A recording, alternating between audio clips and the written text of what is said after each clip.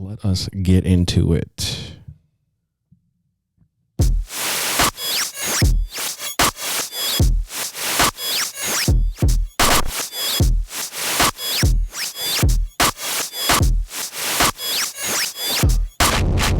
What is up, everyone? Welcome back to your favorite podcast. I am your host, High Fives, and today we are doing something a little bit different because I don't want to miss another week, so I'm going to do a podcast by myself.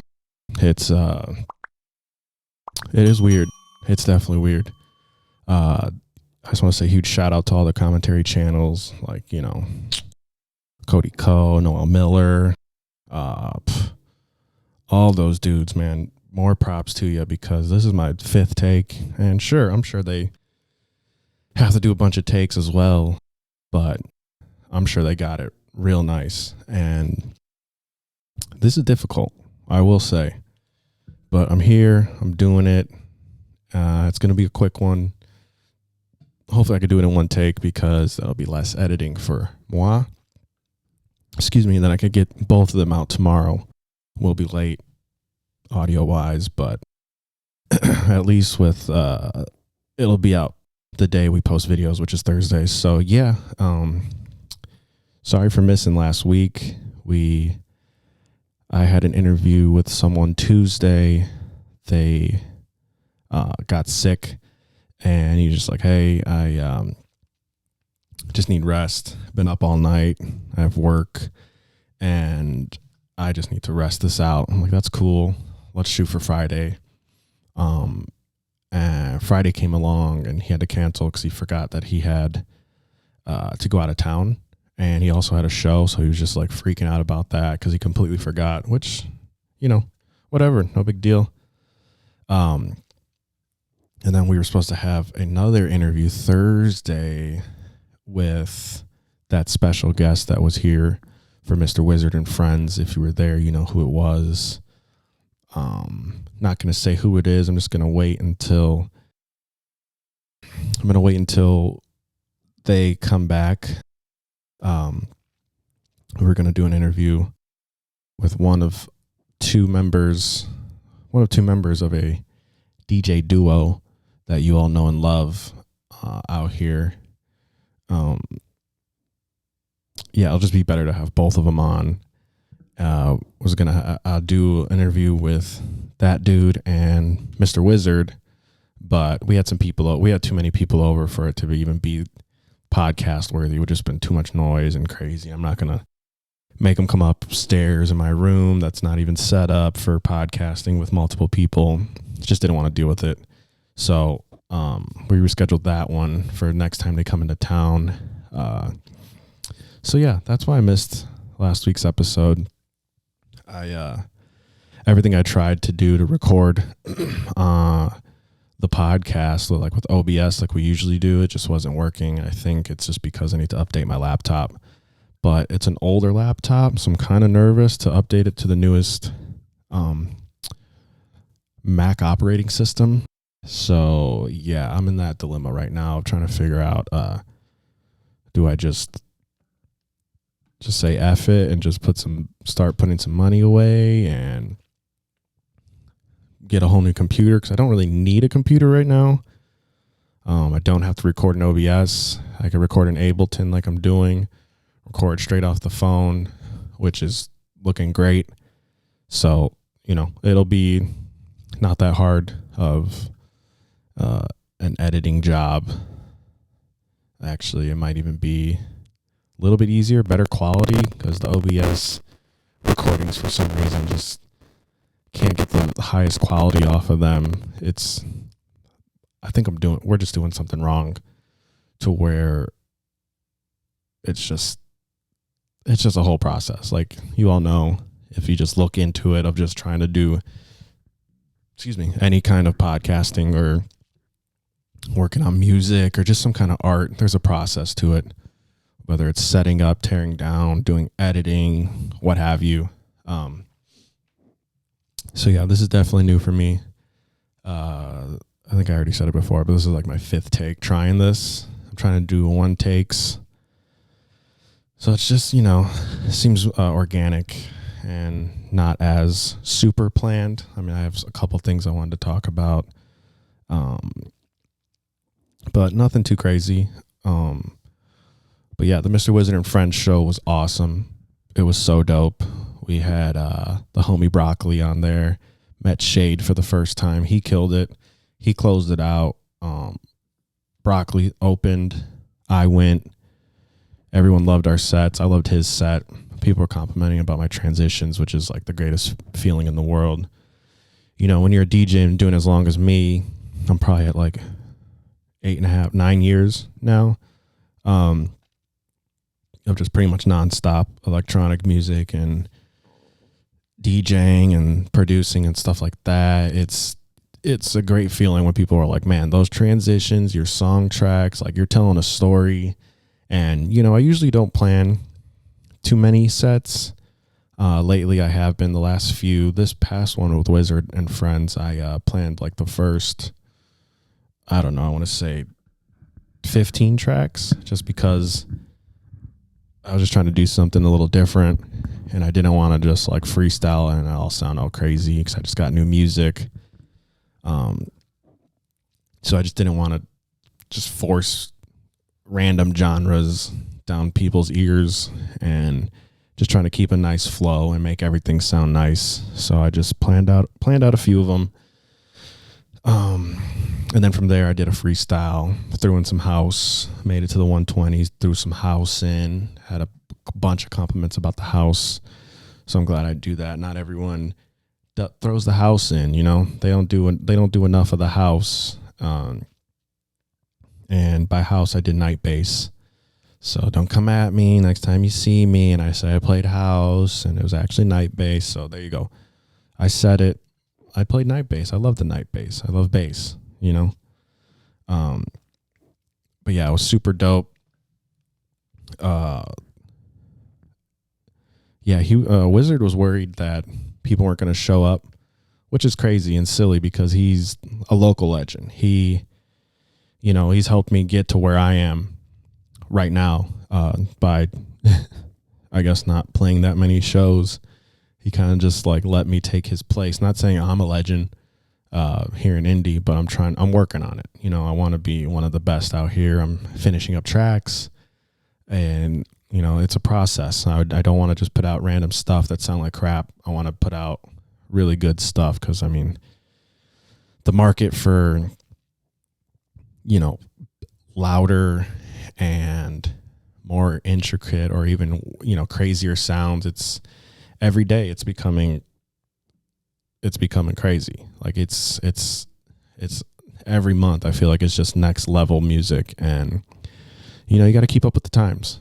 And you know, I was definitely upset with myself for not being able to figure out recording an episode for last week. So when I miss a week, it's kind of just like, it hurts my feelings. I know it hurts your feelings because you're waiting for an episode, and that's my bad. So, you know, like I said, this one's going to be a little bit quicker. Just want to get a few things out. Let's see. Yeah, I think I said this earlier, but Teo should be back here in a week or two. Slow Boy Chew is probably going to stay in Mexico forever. But yeah, I just wanted to get this one out and just show that I'm dedicated to this, even if we don't have a guest, even if maybe if the co-hosts are out of town and they just obviously I have the setup. We have one setup. It's with the Rodecaster and stuff. We don't have a mobile setup yet. So if they did record an episode, that'd be sweet, because I know Akimbo was with them, but I think when Akimbo gets back, we should just have all of us in the stew.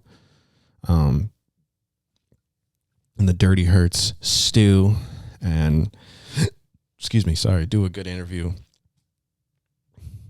with the homie. I know we got a bunch of homies that are trying to get on, and we want to do that ASAP. What else? Thinking about donating my hair. I'm trying to think of a good excuse to cut my hair, because, you know, this is probably with everyone, but you grow your hair out, and then the whole process of it, you're kind of just like, ugh, come on, hurry up. I just want it to be long, blah, blah, blah. My hair is probably like, probably down to here. If it's straightened, it's probably like down to here. And don't get me wrong, I love it. I love my hair. I'm glad how thick it is. I like the curls sometimes. Most of the times I don't because it's just a ton of work. But 3 years of just having a ton of hair is kind of like, it's a lot. And I just want an excuse to cut it. And I feel like by donating it, it'll go to a great cause. It'll go to someone who can use the hair more than I can, and I can always regrow it and redonate again. I think you need to have like a foot, about 12 inches worth of hair, and I'm pretty sure I'm pretty much there. Especially because if I get a haircut, I'm probably just gonna go short with it. If you knew me when I was living in Oregon and I had my hair just as long, I cut my hair in like shorter increments. Like I went from here to like here, and then I had some crazy random like Jimi Hendrix afro. I cut my bangs, like had some crazy ass bangs and like this crazy fro. My manager at when I was working at Office Depot was like, "Man, you got some dope Jimi Hendrix hair right now." I was like, "You know what? Thank you." I didn't even think about it. I was kind of just going for a look that I saw someone do. I can't even remember who it was. It was some fashion dude on YouTube, and I was like, man, this guy looks dope. Man, if I could remember it, I would say it. Damn. But the pandemic hit, and then they stopped doing their channel. Now they're doing their own things, which is cool. No big deal. Like I definitely missed the show. I wish I could remember it. Maybe I'll put it in post. But yeah, I just want to donate the hair and just go back to just doing, I miss putting some pomade in it and like making it look all fancy or even crazy. Like, I would do the mad scientist hair where my hair was just nutso. It was just super nutso, gang. And I was just like, you know what? I miss that. Granted, I know as soon as my hair gets chopped, I'm going to be like, oh, why did I do that? I should have just taken care of it. I should have brushed it out when I should have and blah, blah, blah. But it's like every time I shower, it's like a whole new wig just falls out of my, like literally I could just, all the hair that after one shower of just brushing it out, conditioning, and it's like a ton of conditioner because my hair is just so thick. It's like having like 7 people's heads of hair on my head, and it's just a lot. It's a ton of money, and I could just save on money, get a haircut every few weeks, if that, maybe once a month, and just let it do its thing for a little bit, then go get cleaned up, look sharp.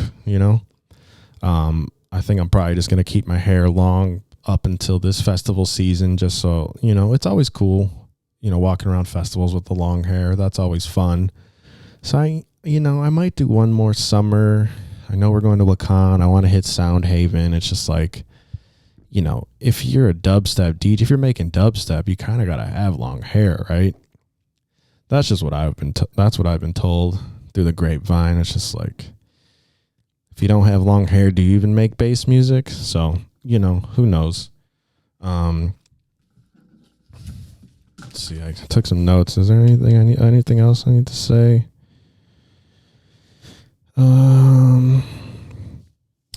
Been watching that Kanye doc, and I will say, man, it's very inspirational just seeing him just be him since the start. Like, he's been this guy since the beginning and always believed in himself, had his mom there to believe in him, and it's just definitely understandable why he is the way he is. And if you haven't seen the documentary as an artist, I will say it is inspirational, and it would probably make you want to, if you have goals in life, if you have dreams, and if there's something you want to do, he even says it himself, you got to believe in yourself to the fullest. You got to will it into existence. You got to work hard. He said he'd make like 5 beats a day, like for 3 years straight.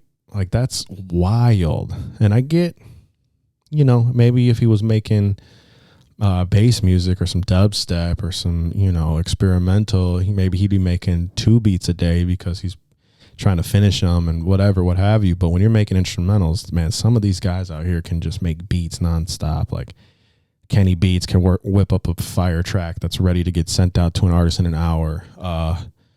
Nick Mira, that dude can make 20 beats in 10 minutes. Like, it's insane. Oh, cool. Thank you for making that noise, laptop.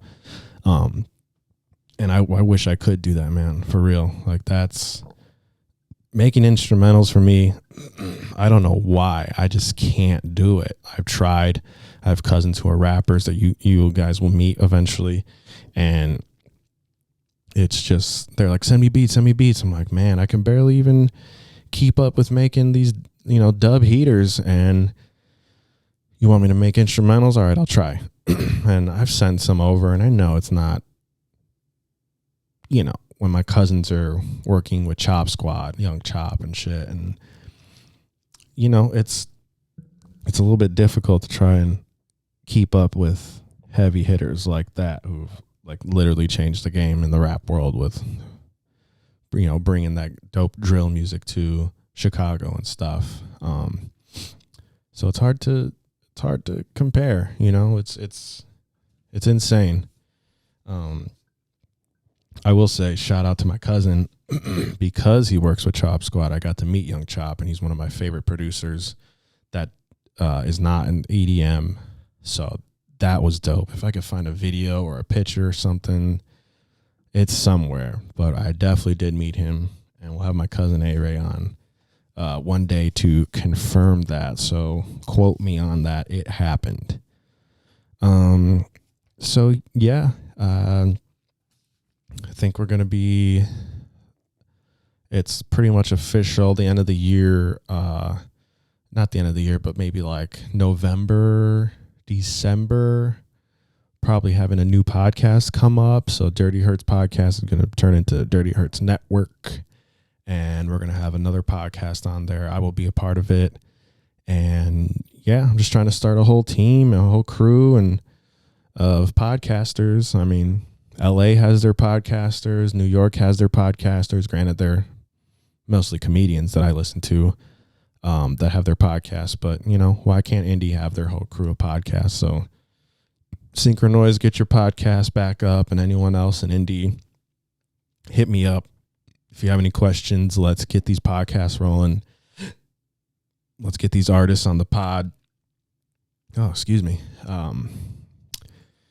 Let's just put Indy on the map. I know we're already doing it in the electronic scene. People come out here and they love it. Wow. They love coming out here. They love hanging out with us. So I just think once we have this guest that we're going to have on, I think in the spring, they said they wanted to come out for. I think once we have them on, it'll really help the podcast. And the fact that he wants to, they want to come on, is just awesome. It's a big catch. It's in my book. It's someone I've been wanting on since the beginning. And, I don't want to say who it is, but if you can figure it out, leave it in the comments, and, I'll like the comment if you guess it right.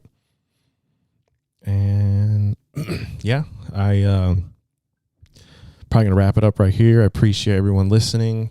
I guess I got it in one take. This doesn't sound too bad. I know it's my first time, so bear with me.